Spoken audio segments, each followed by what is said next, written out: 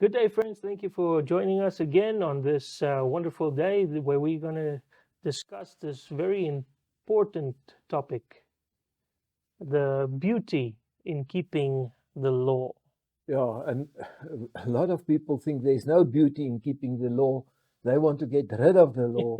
Then they can be free and Happy. the world is open. They can do what they like. Sure. But today we're going to show our viewers that to be happy and to be free, you need a law. And this picture shows it very beautifully as Yeah, well. it's a beautiful picture. Everyone is happy, and by just keeping the law. Yeah. Okay, so our big question we're going to discuss today: what are the advantages and disadvantages of keeping or rejecting God's law? Yeah. And what does the Bible say about it? It's not our thoughts. It Yeah. is just the Bible and the Bible alone. Very important. We don't use our thoughts. Our thoughts is in enmity with God. Yeah. Okay, so let's have a look here. We're going to see, this is a very important point. What is sin? Mm-hmm. So the point we're making here is, if you throw out the law, you throw out sin, Yeah. then there's no sin. You can. It's impossible to sin if there's no law. Just like the Bible says, sin is Yeah. the transgression of God's law, and if there is no law, there can be no sin. Yeah. Yeah. So no sin, no need for grace. No need for grace, no need for Jesus. So if you throw away the Ten Commandments, you throw away Jesus. Yeah. And what if you throw away Jesus? Then you have nothing. Then you've got nothing. Yeah. So let us pray. Let's close our eyes.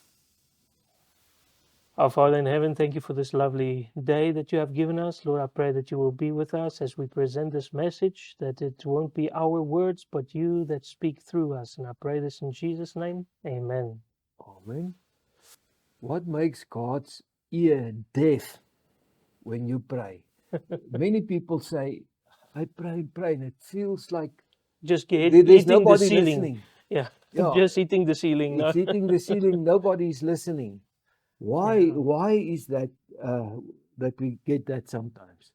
Behold, the Lord's hand is not shortened, that it cannot save, or his ear dull, that it cannot hear. But your iniquities have made a separation between you and your God, and your sin have hidden his face from you so that he does not hear. Wow.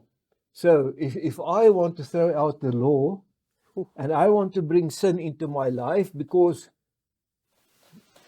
like people say, oh, if I've been saved in the past, I'm saved forever. I don't know how people can believe that, but some people do believe that. Once saved, always saved. Yeah. I can live in sin now. Sure. But this verse says that if I throw out the law and I Commit accept, sin. there's no prayer. Sure. And what opens God's ear? This is a beautiful verse. And whatever we ask, we receive from him because we keep his commandments and do what pleases him. This is a very interesting verse. So, like the world's view is, there is no commandments. It's gone away. Jesus fulfilled them. There's no law anymore. Then how do you please him? Then you cannot please him. You cannot please him because this verse says it's by keeping his commandments. Yeah, that's how you please him. Could there be a truth in preachers that reject God's law? Sure. This is a strong... Look at that beautiful preacher there, taking a selfie. With a lamb. with a lamb. And by this we know that we have come to know him, if we keep his commandments. Whoever says, I know him, but does not keep his commandments is a liar, and the truth is not in him. I think this is a wow. Yeah. And the verse speaks for itself. It's very clear. There's no question about it. Yeah. You throw out God's law, you throw out his character, then his ear is deaf, and then you're a liar, because if you are filled with the Holy Spirit, the law will be in your heart and in your mind. And we've showed that Sure. in many of the videos. Can I enter heaven if I reject God's character? Sure. Here is a call for the endurance of the saints, those who keep the commandments of God and their faith in Jesus. Blessed are they that do his commandments, that they may have the right to the tree of life and may enter in through the gates into the city. So what do I need to go into those gates?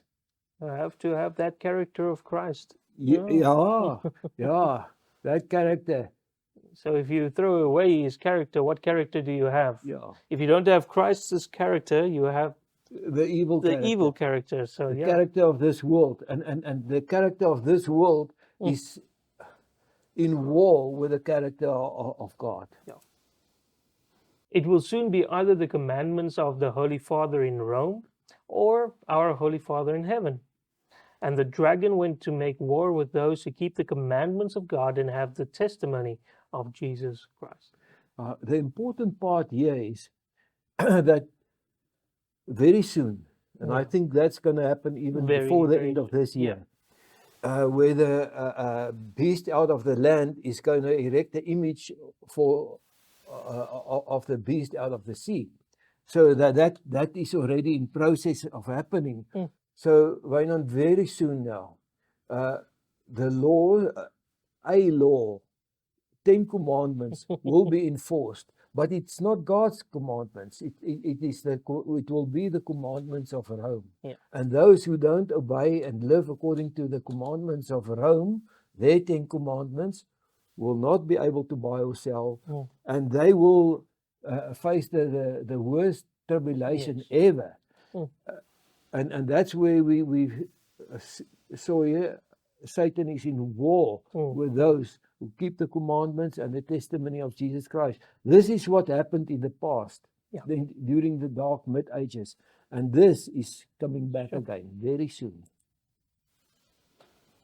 What if we reject the commandments but still believe? Because people told me that before. We believe in God, and that's all the Bible requires. Yeah, the Bible is very clear. The devils also believe and they tremble. Yeah. For as the body without the spirit is dead, so faith without works is dead also. So what is the spirit where it's talking about here?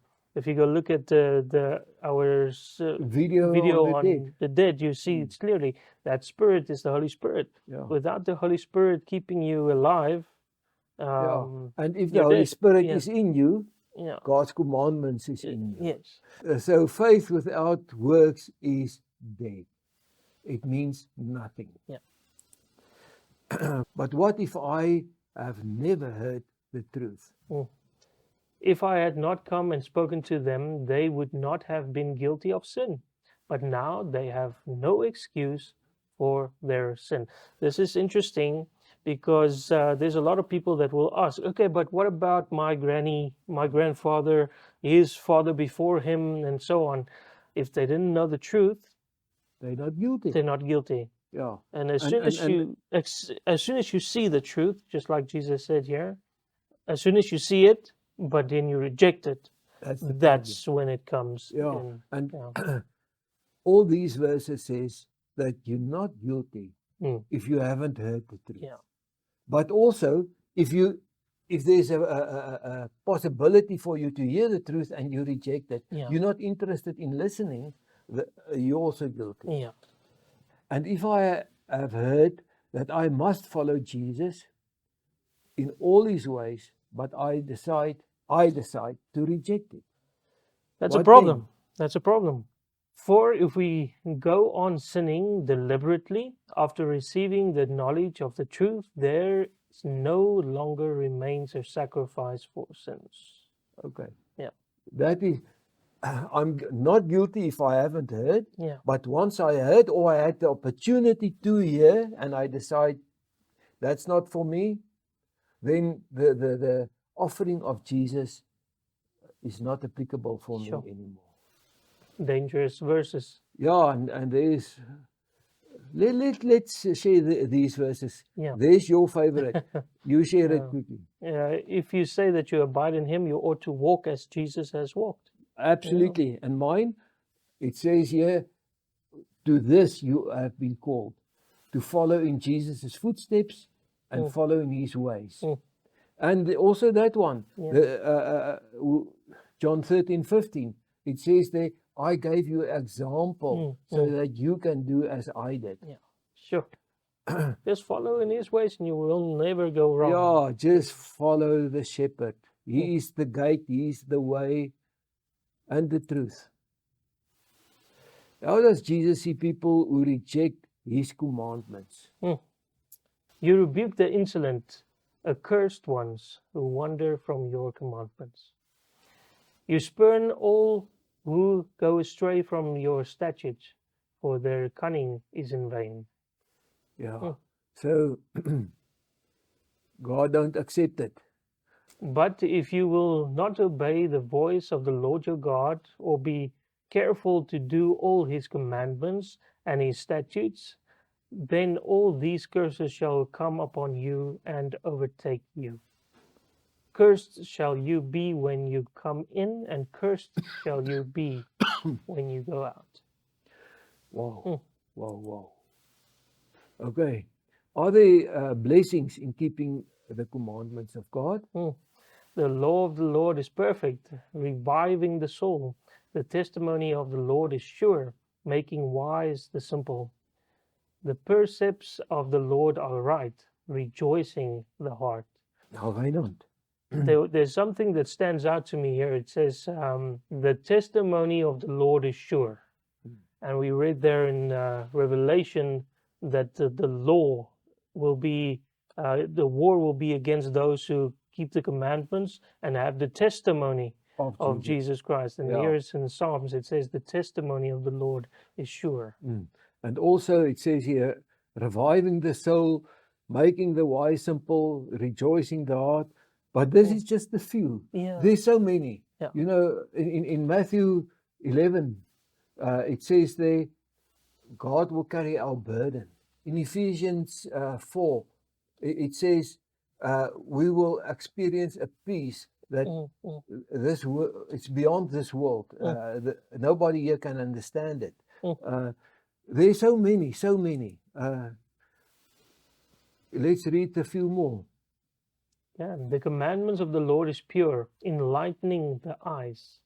He who walks righteously, he will dwell on the heights. His place of defense will be the fortress of rock. His bread will be given to him. His water will be sure. Yeah, God doesn't promise riches, Yeah, but he says, we will never go hungry. your bread and your water, that's your. If we look at Jesus and his disciples, they slept under the trees, in the veld. They never got sick. They were never bitten by snakes or spiders. Can you remember one day that they went out without bread and water? There's no such Never. thing. The food was simple. Yeah. The lifestyle was simple, but they didn't lack on anything. Yeah. And the Lord will make you the head and not the tail, and you shall only go up and not down, if you obey the commandments of the Lord your God. So you'll be the head and not the tail. The tail is those who break the commandments. Are we not led by the Holy Spirit? And the Holy Spirit also bears witness to us, for after saying, this is the covenant that I will make with them after those days, declares the Lord. I will put my laws on their hearts and write them on their minds. Let's start climbing the ladder of perfection. You therefore must be perfect as your heavenly Father is perfect. Oh, be holy. That's all these verses now. That says we are supposed to be holy. Be holy, righteous, and blameless. That's in this verse, 1 Thessalonians 2 verse 10. Sure. So if I look at all these verses, it means, like we started this video by saying, if I want to live with people that is righteous, that's holy, uh, I've got to start to change my character to the character of Elohim. Yes, and like the verse said before, it is written on the hearts and on the in the forehead. So it's your thinking and what you do, And your your your your actions, your heart actions. Yeah. So it's interesting. That's where the where the Ten Commandments is now at the moment. You don't have the full list here in front of you to say you're not allowed to do this. That should be written on the heart and on That's the mind. right. So we want to live with holy people, Mm. and then we got to be holy. There's Jesus, the Father, and the Mm, Holy Holy Spirit. Mm. In our next video on the Sabbath, we will see how Jesus, the bridegroom, wishes to spend undivided holy time with his precious bride. Mm. And that's going to be beautiful. May Elohim bless and guide every one of our viewers. Thank you so much for joining us. And we hope you enjoyed this. If you have any questions, please feel free to ask the questions in the comments, and we will get back to you as soon as we see the questions. Yeah. Let's pray. Let's pray. Our Heavenly Father, thank you for your love. Thank you for this presentation, and we ask you to bless it and bless all those who listen to it. We pray this in Jesus' name. Amen. Amen.